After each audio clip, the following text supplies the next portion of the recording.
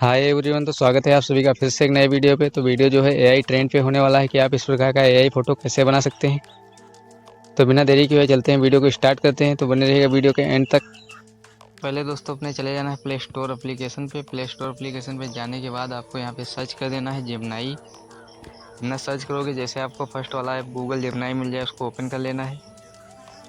Open करने के बाद यहाँ से आपको एक फ़ोटो अपना ऐड कर लेना है, जिसको आप जो है एआई जनरेट करना चाहते हैं। तो यहाँ पे मैं अपना एक फ़ोटो ले लेता हूँ।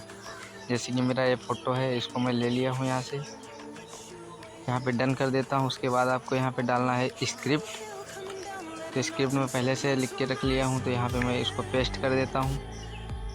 मैं वीडियो को डिस्क्रिप्शन में दे दूँगा दोस्तों, तो यहाँ से आप ले सकते हो डिस्क्रिप्ट। यहाँ पे आपको जस्ट ए सेकेंड बोल रहा है, तो यहाँ से आपको थोड़ा वेट करना है। वेट करने के बाद आपका जो फ़ोटो है वो जनरेट हो जाए।